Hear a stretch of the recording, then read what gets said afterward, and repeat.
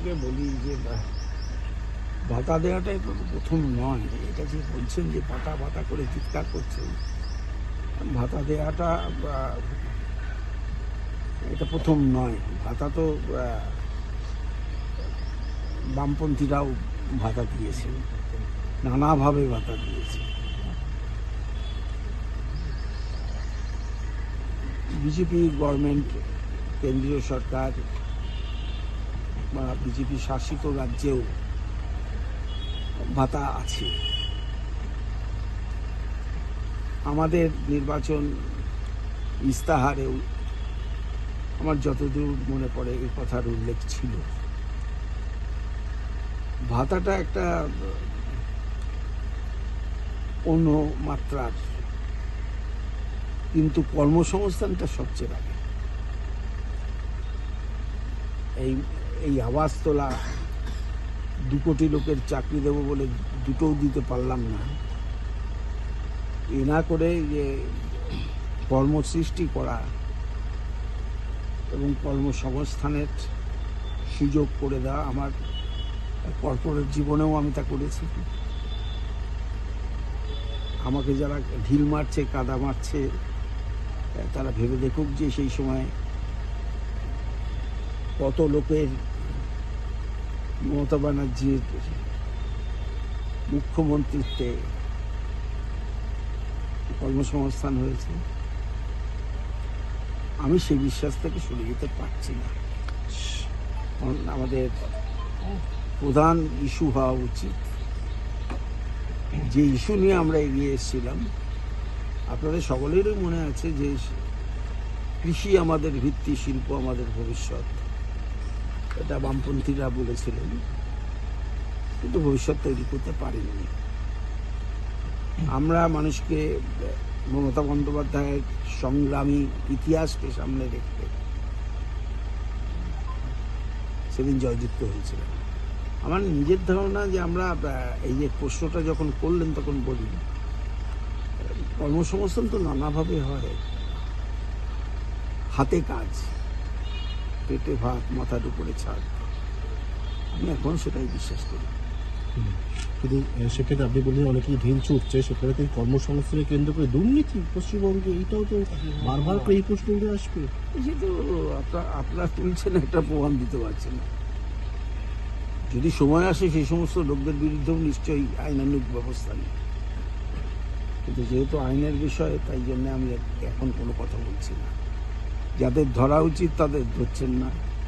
একটা স্বয়ংশাসিত সংস্থায় যদি কোথাও অনিয়ম হয়ে থাকে, নিশ্চয়ই তার শুদ্ধিকরণ দরকার। কিন্তু মন্ত্রীকে যেভাবে আক্রমণ করা হলো, মনে হলো যেন একটা অন্য দলের মন্ত্রী, শাসক দল মন্ত্রী। এই যে এরকম একটা ভাব, 21 পর্যন্ত তো কেউ কিছু করেনি। এই আপনারাই তো আমাদের সঙ্গে, আপনাদের কোনো এডিটার, কোনো তারা তো আমাদের গাড়িতে করে প্রেস ক্লাবে নিয়েই গিয়েছিল মমতা বন্দ্যোপাধ্যায়ের সাথে, সেখানেও তো আমরা মোকাবিলা করেছি। দেখুন, সমস্যা থাকবে। আমি আবার বলছি যে হাটে সে হোঁচট খেতেও পারে, কিন্তু আবার সে উঠে দাঁড়াবে যদি তার লক্ষ্য, তার বিশ্বাস, তার সততা, তার দৃঢ়তা, তার মানুষের প্রতি ভালোবাসা যদি থাকে, তাহলে তাকে আটকাতে পারবে। আপনারা এত দুর্নীতি করছেন, যাদের বসাচ্ছেন তারা কি নিজেরা দুর্নীতিমুক্ত? আমি তো চাই যে, আমি আমার পুরনো চিঠিগুলো দেখছিলাম যখন আমি রাজনীতিতে এলাম, তখন মমতা বন্দ্যোপাধ্যায় চিঠি লিখেছিলেন নির্বাচন কমিশনকে 2টো বিষয়ে। একটা হচ্ছে ক্রিমিনালাইজেশন ইন পলিটিক্স, আরেকটা হচ্ছে, মানে আমি বাংলা করলে এরকম দাঁড়ায়, বাহুবলী আর অর্থবলীর বিরুদ্ধে জাতীয় নির্বাচন কমিশন ব্যবস্থা দিবে। তা এই যে চারিদিকে যে অনিয়মের কথা দেখা যায়, সেটার মূল কারণই হচ্ছে যে বড় দলগুলোর তহবিল অনেক বড়, ছোট দলের প্রতিনিধিত্ব করতে গেলে তার তহবিল অনেক কম। সেই কারণে তখন বলা হয়েছিল যে আপনারা জাতীয় নির্বাচন কমিশন সমস্ত নির্বাচনে প্রার্থীদের খরচ বহন করুক। সেটা তো আজ পর্যন্ত হয়। তো সেটা একটা আক্ষেপ আমার এখনো থেকে গেল। আর বাদ বাকি যেটা আপনারা প্রশ্ন তুললেন, এই মূলত পার্থ তোলা প্রশ্ন, আমি উত্তর দিই। পার্থ কোর্টের প্রতিদিনই প্রায় উপস্থিত থাকতো। আমি এখনো বলছি, জোর গলায় বলছি, কোনো রকম অনিয়ম বেনিয়মের সঙ্গে সারাটাই জীবন যুক্ত ছিলাম না, আজও নেই, মন্ত্রী হয়েও নেই, বিরোধী দলনেতা হিসেবেও নেই, কর্পোরেট জগতের মাঝারি বা বড় কি যে যেরকমভাবে দেখে তার হিসেবেও নেই। তো সুতরাং সমাজের যে একটা প্রতিষ্ঠিত জায়গা, তাকে ধাক্কা মেরে সরানোর যদি কেউ চেষ্টা করে, কালিমালিপ্ত যদি করে, তাহলে কালি মুছে যাবে, এতে ধুয়ে যাবে, অমলিন থাকবে আমার যতটুকু আমি অর্জন করেছি। এটা যদি ষড়যন্ত্র হয়ে থাকে, তাহলে যারা ষড়যন্ত্রকারী তাদের আবার এই তাদের প্রশ্ন- বিরুদ্ধে বদলা নেবেন?